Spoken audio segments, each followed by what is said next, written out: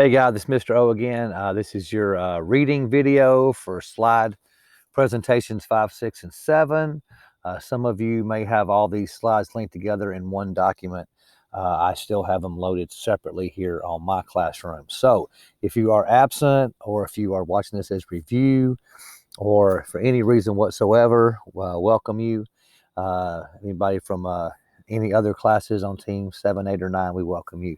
All right, now our religion slide will begin here. It says in the period Egyptians were polytheistic, which, as you know, meant they had many gods. I'm talking they had many gods. Some accounts say they had up to 700 different gods. Yeah, so think about that. Maybe you remember from our music video with the Maroon 5 parody, he even says, continue to worship the God that you choose, because they had many different gods. They tend to worship them just based on their needs and what they needed at that moment and what they believe. So they might worship different gods at different times based on what they were needing in their lives. Anyway, the Egyptians were polytheistic, which means they worship multiple gods and goddesses. First one, and pardon me if I pronounce these wrong, is Ma'at, the goddess of justice, truth, and order. And as you know, guys, I always mention to you when you're taking your notes on these, if it's highlighted, I would probably write that down. So Ma'at. Next, many of the gods and goddesses were depicted like me, and she's speaking, part human and part animal. This is very common, as you'll see with the gods and gods of Egypt. They do sometimes will have different faces, alligator, snake, different faces and bodies mixed together, so it's pretty wild.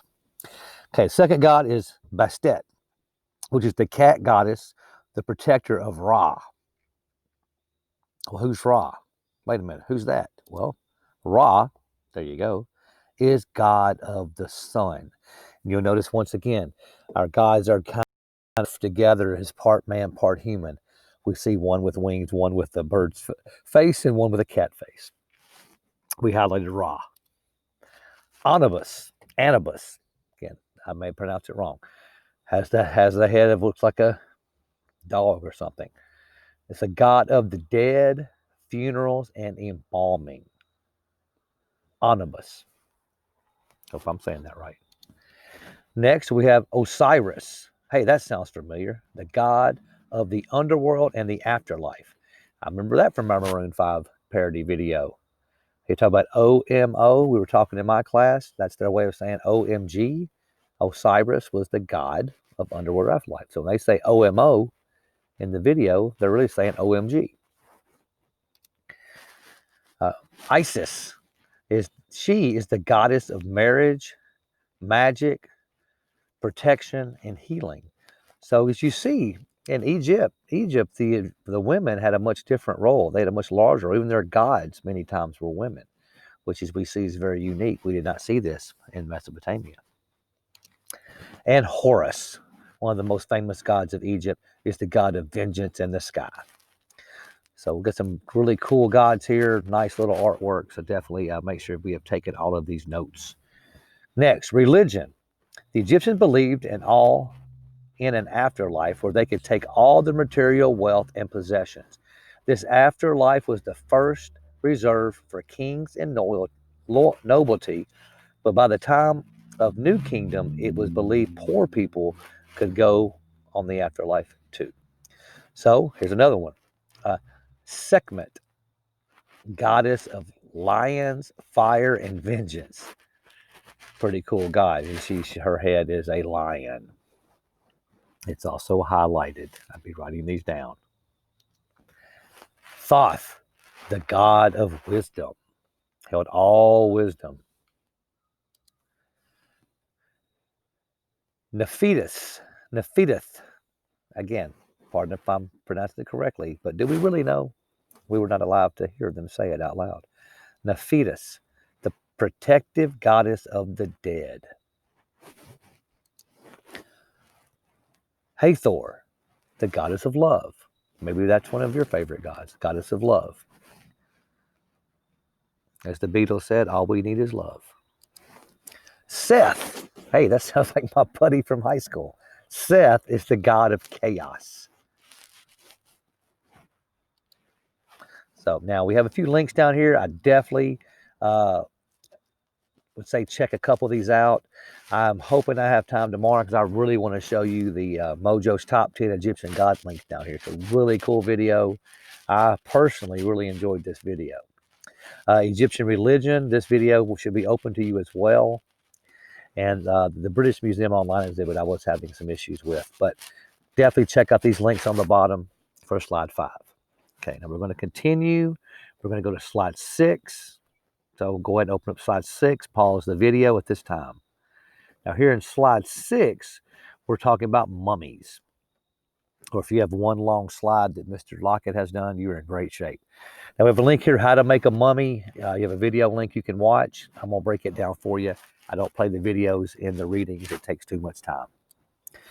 When Egyptians died, their bodies were often mummified, a process to preserve the body for the afterlife. And as you notice, we highlighted this, so pause the video and make a note.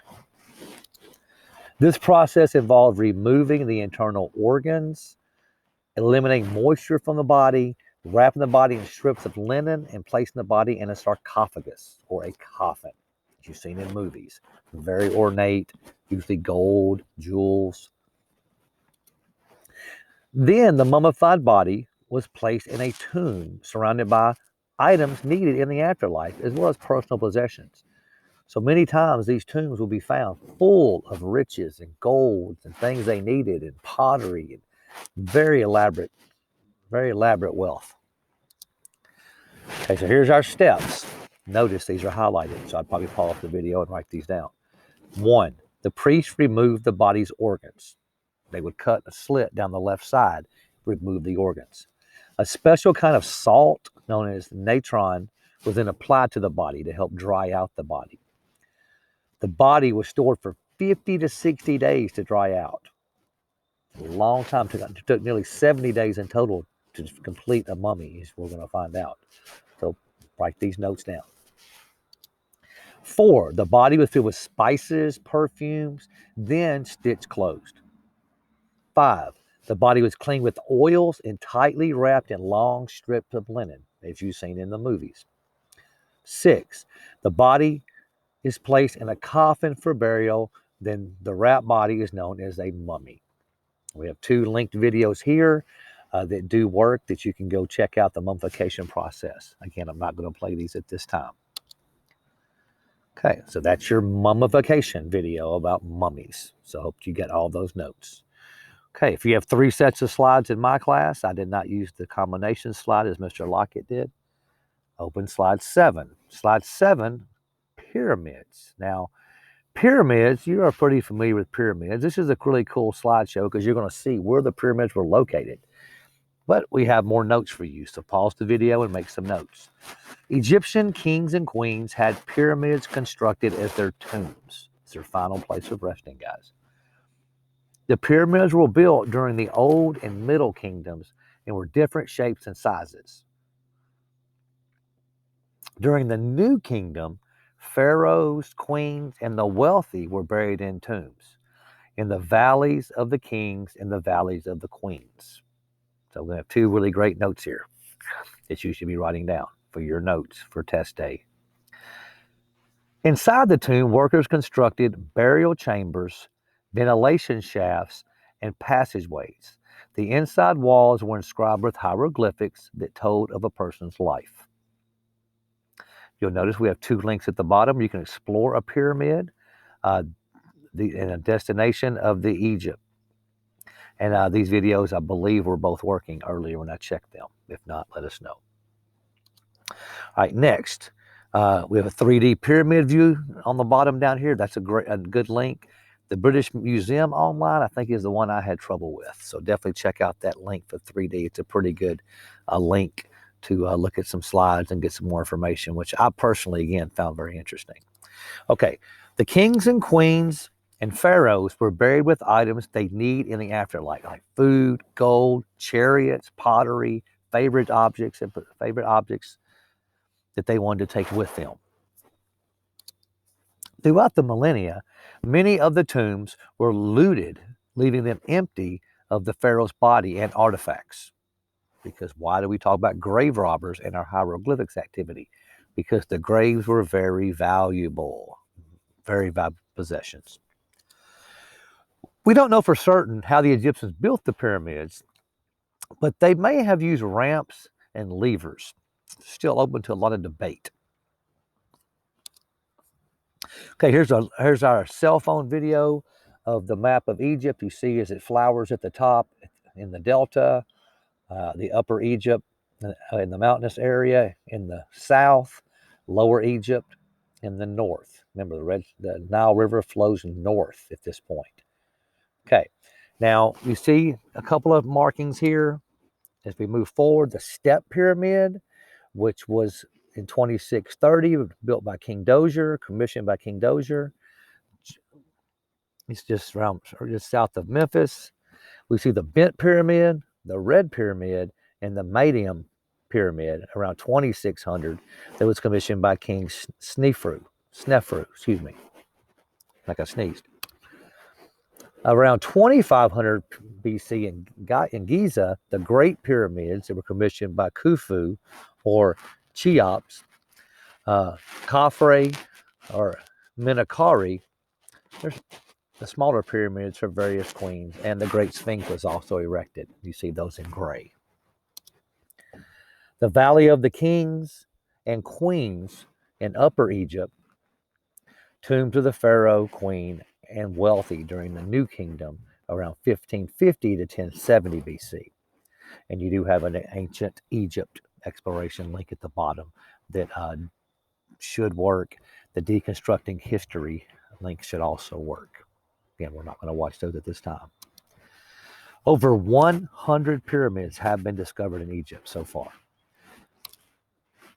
Some of the achievements of our Egyptians. Remember, we're doing our grapes here. So here's our A, achievements, right? Ooh, there's a purple highlighted note. I'd probably write that down. A written language called hieroglyphics, and the first to make paper from the papyrus reed plant was also developed. A calendar based on the flooding of the Nile with 365 days. Sounds kind of familiar, doesn't it? Same as we use today. They also developed a system of numbers that they could add, subtract, multiply, divide, and they used a system of algebra and geometry to help build the pyramids. They definitely would need the geometry to build these pyramids.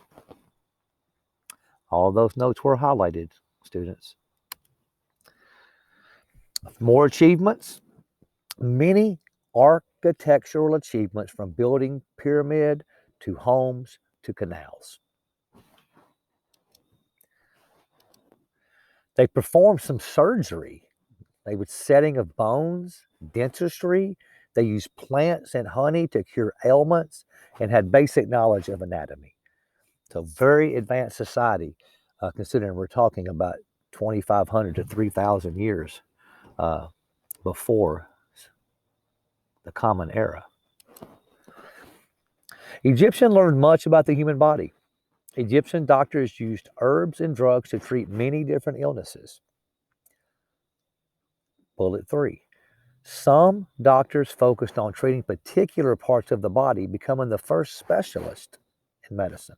Just like you would go to a foot doctor, or you would go to an internal doctor, or you would go to an eye doctor. They specialized.